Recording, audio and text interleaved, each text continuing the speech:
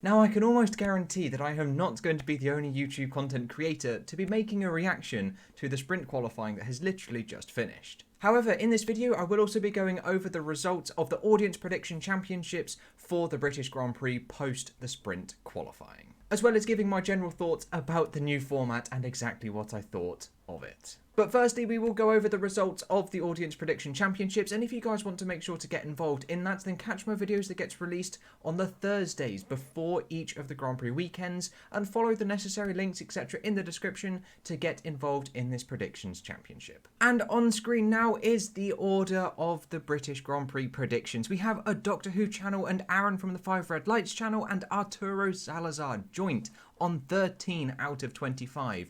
Every single one getting their bold statement correct for the sprint qualifying edition this time. We then have people like Elliot doing extremely well on 10 points. His bold statement was that the Friday qualifying would be more exciting than the sprint qualifying.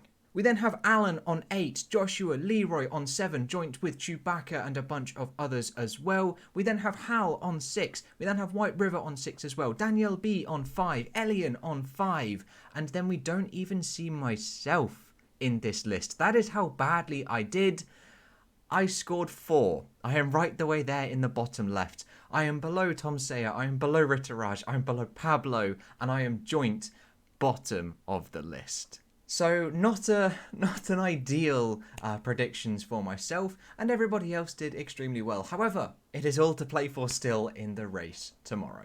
Now, with the Audience Prediction Championships all done and dusted, I'm just going to sort of sit for the next 5 or so minutes and just discuss the sprint race. And straight away, I wasn't too big a fan. I don't know. I didn't really enjoy it too much. So firstly, and this is not really too big of an issue as it's something that will be very easily fixed if they were to implement it long term, is the fact that no one really knew what to call each of the particular positions. So in the Friday qualifying session that happened yesterday, they kept on saying he's got pole position or Lewis Hamilton is on pole position when it wasn't the official pole position that was coming today. They weren't sure what to call that position that was happening on the Friday. And then the same with today, even though they were leading the race, it wasn't the race, it was the sprint fourth. It was a little bit confusing with all of the words and the terminologies, which can very easily be changed, but that is one of my biggest nags about the sprint qualifying. The second biggest nag about the sprint qualifying is it just felt like an extra step for qualifying for no real reason. So we have the normal Q1, Q2 and Q3 format, which everybody agrees is really, really good. And that basically sorts the fastest car at the top and the slowest car at the bottom. Simple. We then proceed to the 17-lap sprint race, which will keep the fastest car at the top and the slowest car at the bottom.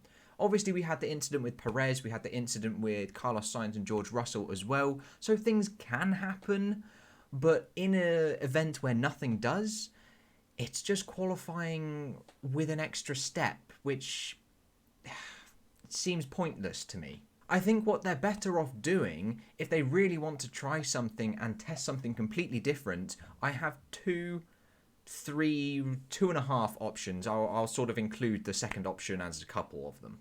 So option number 1, scrap the Friday qualifying. We don't need it. You have practice 1 and practice 2. Either make them 90 minutes or keep them 60 minutes. It doesn't really matter. Allow them to use whatever tyres they like and do whatever they like.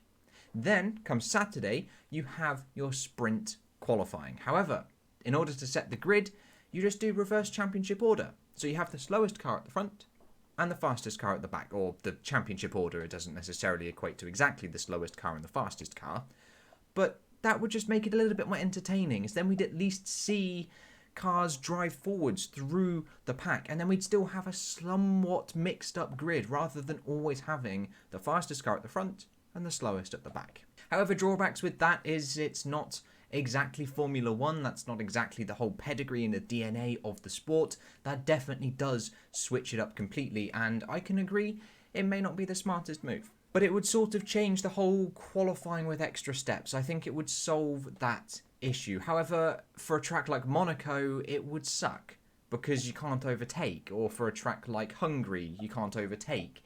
it would only work on tracks like Silverstone, even though Silverstone was kind of not an ideal track as well. I'm not sure where they're going next. Is it Italy, perhaps? Maybe Canada? No, Canada's not on the circuit anymore. Another track that is actually okay to overtake on. Then option number 2, which has a couple of variations to it, is put them on the softest, super softest tyre that Pirelli have, or they just make a super soft bubblegum tyre essentially, and then make the race just a couple laps longer than the life of that tyre. There you go. I know it's actually quite dangerous thinking about it, because then you're just introducing tyre life and possible tyre failures into the situation, which we just don't want, but that would at least involve some sort of, I don't want to say jeopardy, but it is jeopardy. So, okay, scrap that idea. That one's crap.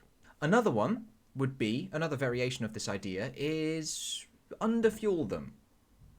Underfuel them. Quite simple. So then at least we have some strategy of, if you're intensely battling with someone, you're going to be burning up a lot more fuel. And then you're not going to make it to the end. So do you want to get into that battle? So that could be interesting if we were to underfuel the cars.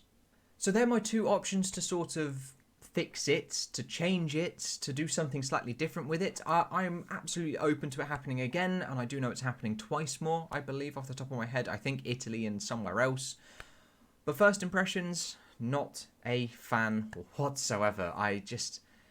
It wasn't entertaining. Carlos Sainz coming through the field was good, but he only came through the field because he was bumped off by George Russell, otherwise that wouldn't have happened. Fernando Alonso's start, that was absolutely mega, along with Kimi Raikkonen as well, getting up to like P12 at some points. I think he ended up finishing P13 after Sainz overtook him. But Fernando Alonso's start, that was absolutely mega. Like, there were some good bits of racing. It just felt strange. But I can almost guarantee that being at the track, my opinion would have changed completely. If I was to actually visit Silverstone and have witnessed it first time, it would be awesome. But I'm not at the track, I'm sat in my room, and it wasn't awesome. But there we go, there are my sort of quipes and suggestions for improvements for F1's sprint qualifying. Please let me know in the comments down below where you placed in the Audience Prediction Championships, and also what you liked/didn't like about the F1 sprint qualifying that has just finished. But that is all I've got for you today, guys. I hope you have enjoyed, and I will catch you in the next episode with whatever and whenever I decide to make it. I'll see you guys then.